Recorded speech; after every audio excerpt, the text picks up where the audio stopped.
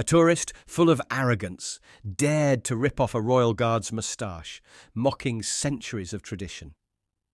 But one swift move from the guard turned his audacity into a lesson he, and the crowd, would never forget. Here's how it unfolded. But before we continue, let us know in the comments below where you're watching from. Subscribe to the channel as tomorrow at the same time we bring you another remarkable display of Royal Guard valor that you won't want to miss. The late summer breeze carried the scent of freshly trimmed royal gardens across the grounds of Buckingham Palace as tourists gathered for the daily spectacle of the Queen's Guard. Among the respectful onlookers stood Guard Richard Barrett, his scarlet tunic gleaming in the afternoon sun, his bearing as rigid as the palace walls themselves. 8 years of military service had earned him more than just the right to wear this prestigious uniform. It had instilled in him a depth of discipline that was about to be tested. The crowd's peaceful murmur was shattered by a loud, demanding voice. "These guys seriously still doing this statue routine?" Kevin Anderson's words cut through the air like a serrated knife, his Texas drawl carrying the entitled confidence of someone used to making the world bend to his will. Anderson made his way through the crowd, his expensive polo shirt and designer sunglasses marking him as distinctly American.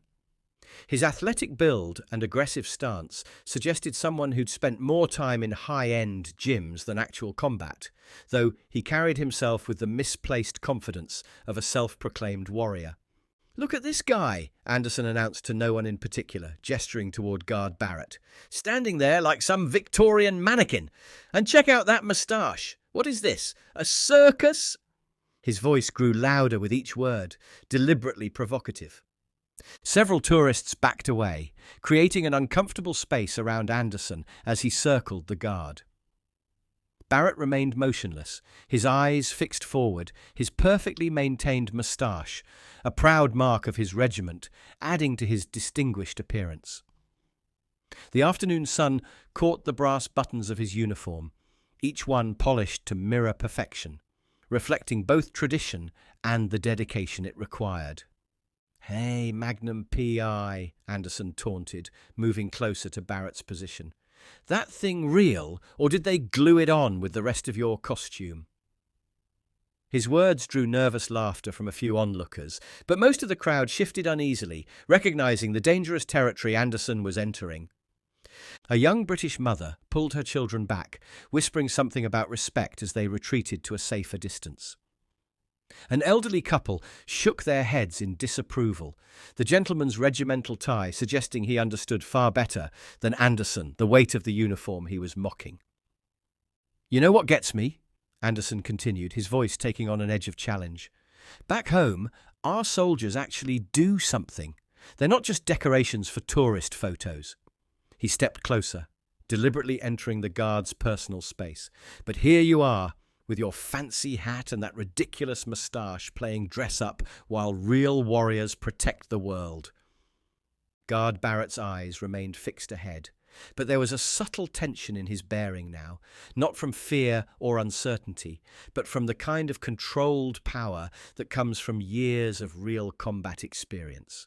His moustache, meticulously groomed according to generations of military tradition, seemed to emphasize the stoic dignity of his position. Anderson's face twisted into a smirk as he noticed the crowd's discomfort. "What's wrong, everyone? Afraid the toy soldier might come to life?" He turned back to Barrett, his voice dripping with mockery. "That moustache, though, it's really bothering me.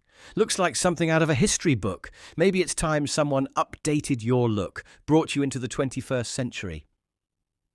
"Tell you what, soldier boy," Anderson continued, his voice dropping to a dangerous whisper as he leaned even closer. "Let's see just how real that moustache is, shall we?"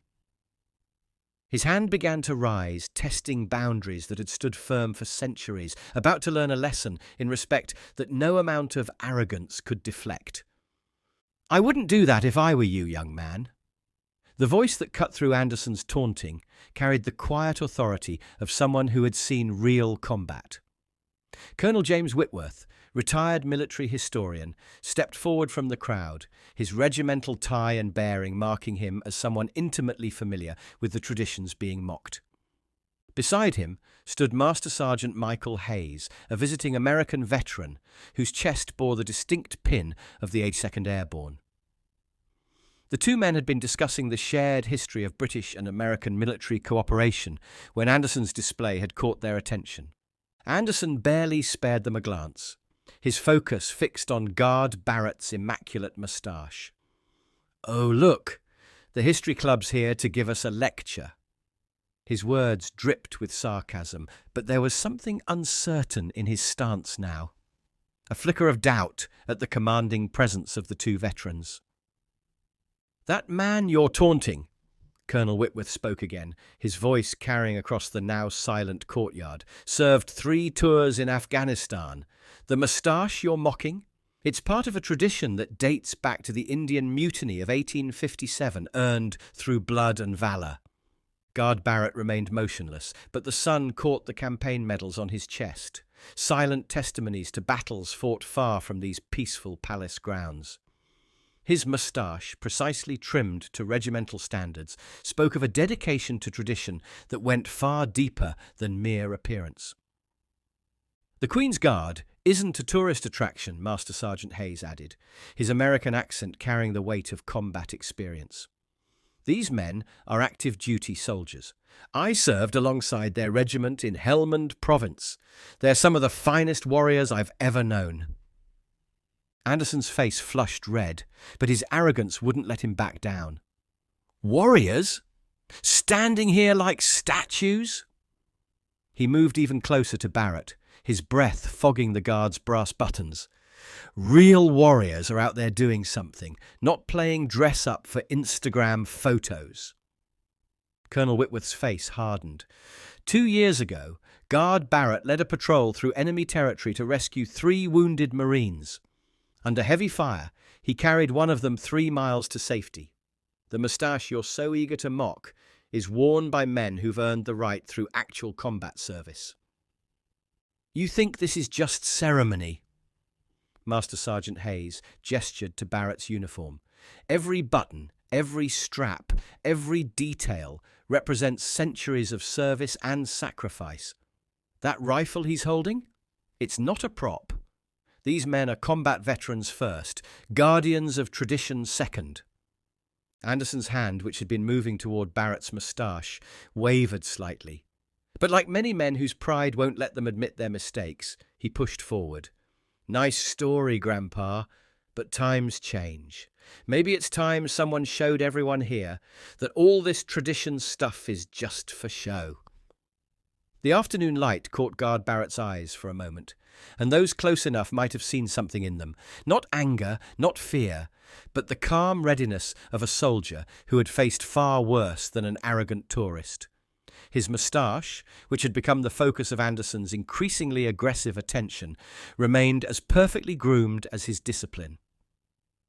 "Last warning, son," Colonel Whitworth said quietly. "That uniform represents more than you understand. The men who wear it have bled alongside American forces in every major conflict since World War I. They've earned their traditions through sacrifice and courage." But Anderson had passed the point of reason. His hand moved closer to Barrett's face, fingers reaching for the carefully maintained moustache that had become a symbol of his misguided challenge to authority. "Let's see how real this tradition of yours is," his smirk widening with triumphant malice. "Let's see how this comes." The rest of his taunt died in his throat. Barrett's movement was so swift, so precise, that many in the crowd would later swear the guard hadn't moved at all. One moment, Anderson's hand was reaching for the moustache. The next, it was trapped in a white-gloved grip of steel. The guard's ceremonial stance transformed into a position of controlled combat readiness. "That," Barrett's voice cut through the stunned silence like a blade, "was a serious mistake." The words carried the quiet authority of someone who had issued commands under enemy fire, each syllable measured and deadly clear. Anderson's face contorted in shock and anger as he tried to pull away, but Barrett's grip was a testament to years of combat training. The guard's other hand maintained perfect control of his rifle, his bearing still ceremonial despite the necessary response to direct assault. "What the—" Anderson's free hand swung up reflexively, only to be caught in an equally immobilizing hold. The guard's movements were textbook military precision. Minimum force, maximum control, every action calculated to neutralize without unnecessarily harming. In attempting to assault a member of the Queen's Guard, Barrett continued, his moustache now seeming less a target of ridicule and more a symbol of the authority Anderson had foolishly challenged. "You've committed a serious offence under military and civilian law." The crowd had gone completely silent. Colonel Whitworth nodded grimly, while Master Sergeant Hayes stepped forward, his combat experience recognizing the perfect execution of controlled response. Children who had been watching now clung to their parents, witnessing a real demonstration of disciplined power. 3 tours in Afghanistan. Barrett's voice remained steady as he maintained his holds. 2 in Iraq. This uniform isn't a costume, and this isn't a game.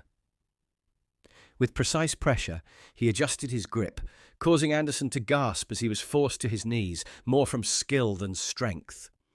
Anderson's designer sunglasses clattered to the ground, his face now flushed with a different kind of red.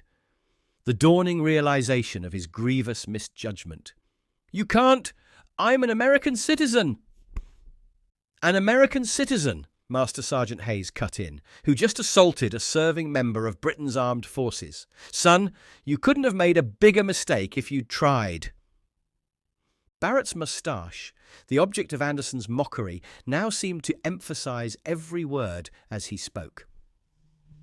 "We stand guard here not because we must, but because we've earned the right. This uniform, these traditions, they're not for show. They're symbols of sacrifice you clearly don't comprehend." With clinical precision, Barrett adjusted his stance. The moves were pure military training. The same techniques that had served in close-quarter combat in Helmand Province, now employed with perfect restraint on palace grounds. Anderson found himself completely immobilized.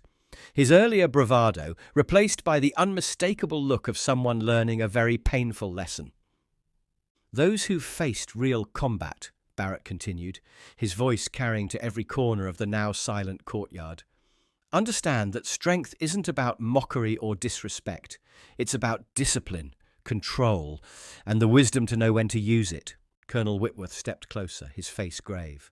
"What you're experiencing now, young man, is just a fraction of what these guards are capable of. They're not statues, not tourist attractions. They're combat veterans who choose to honor their duty with dignity.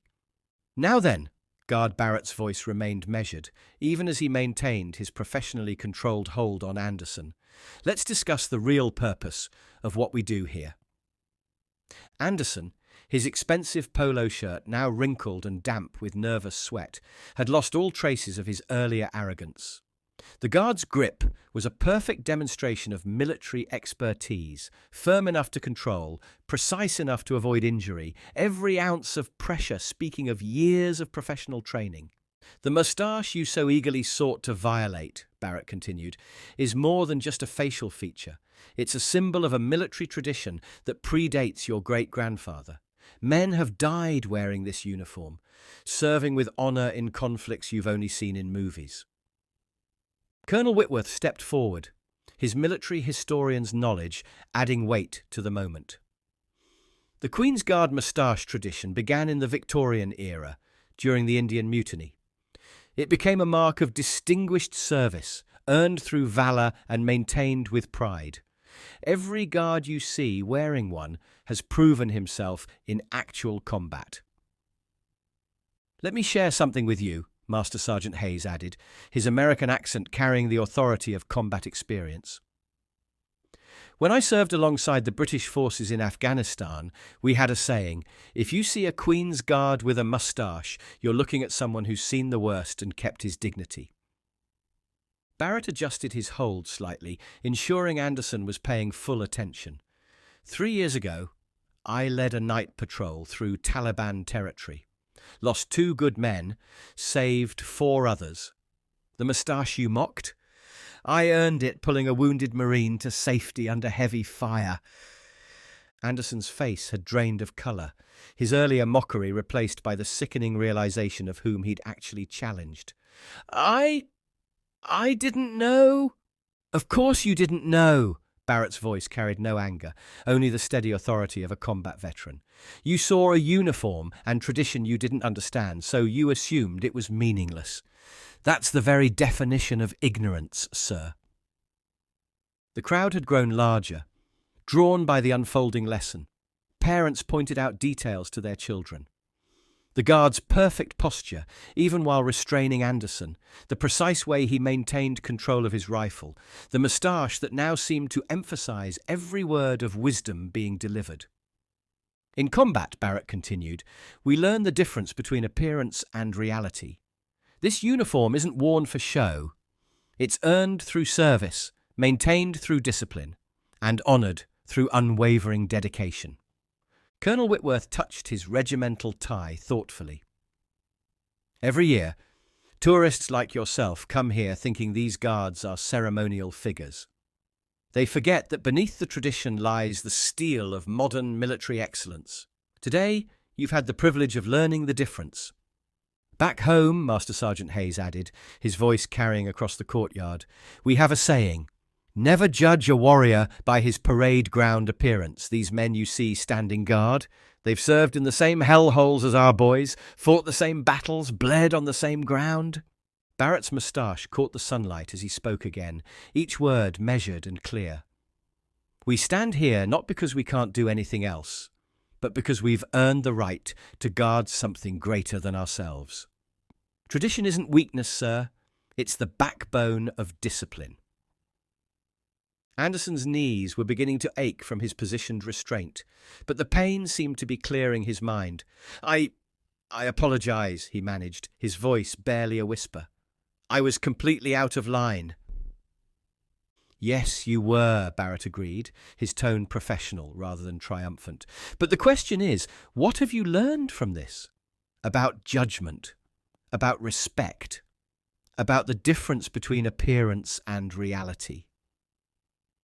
The crowd watched in respectful silence as Anderson struggled with his response.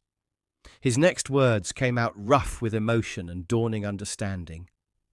That I'm an ignorant fool who confused ceremony with weakness. That I judged something I know nothing about. Progress, Barrett noted, the slightest hint of approval touching his voice. Perhaps now you understand why we maintain these standards, why we stand our posts with such discipline. It's not for show, sir. It's because the same dedication that keeps us motionless on parade keeps us effective in combat. Colonel Whitworth nodded slowly. Every button on that uniform, every precise movement, every carefully maintained tradition, including that moustache you found so amusing, represents centuries of service and sacrifice. It's not about looking historical. It's about maintaining the standards that make excellence possible. So, Barrett said quietly, shall we proceed with the formal consequences of your actions, or would you prefer to leave with your newly acquired wisdom and a proper appreciation for what you've learned? In the meantime, 2 palace security officers had arrived, their own military bearing evident in their measured approach. Barrett maintained his professional hold on Anderson, waiting for proper procedure to be followed. Guard Barrett, the senior security officer addressed him with practiced formality. We'll take custody of the gentleman. The incident has been recorded, and the Metropolitan Police are en route. Understood, Barrett replied, his voice carrying the same quiet authority that had commanded men in combat. With precise movements, he transferred control to the security officers, each motion demonstrating years of professional training. Anderson, now facing the full reality of his actions, stood unsteadily as the officers secured him. His expensive polo shirt was wrinkled, his careful facade of superiority completely stripped away. The police!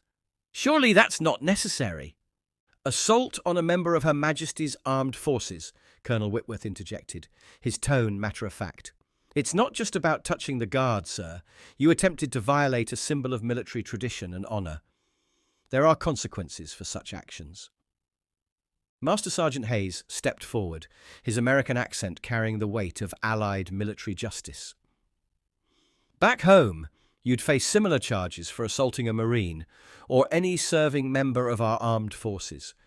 The uniform demands respect, regardless of nationality." Barrett resumed his ceremonial stance, but his eyes remained fixed on Anderson. "Before you're escorted away, there's something you should understand clearly." His moustache, still perfectly maintained despite the brief altercation, seemed to emphasize each word. "This incident isn't about you or me. It's about the principles we guard here." The security officers paused, allowing this final lesson to be delivered. The crowd had grown respectfully quiet, parents using the moment to teach their children about consequences and respect. "Every day," Barrett continued, his voice carrying across the courtyard, "we stand here representing not just the crown, but every soldier who's ever served, every sacrifice ever made, every tradition earned through blood and valor. When you attempted to mock that, you didn't just disrespect me, you disrespected them all." Anderson's face showed the first genuine signs of shame. "I never thought—" "That's precisely the problem," Colonel Whitworth cut in. "You never thought about what this uniform really means, what that moustache truly represents. You saw a surface image and made assumptions that could have cost you far more dearly." "Consider yourself fortunate," Master Sergeant Hayes added. "I've seen these men in actual combat. What you experienced was their restraint, not their capability." Barrett's voice took on a tone of professional finality. "The charge will be formal, but your cooperation now will be noted. More importantly, I trust you'll leave here with a new understanding of the difference between ceremony and substance." The security officers began to lead Anderson away, but he turned back one last time. "Your moustache," he said quietly, all mockery gone from his voice. "How long did it take to earn the right to wear it?" 3 years of active combat service," Barrett replied evenly. 2 distinguished conduct medals, 4 fallen comrades whose memory I honour by maintaining every detail of this uniform.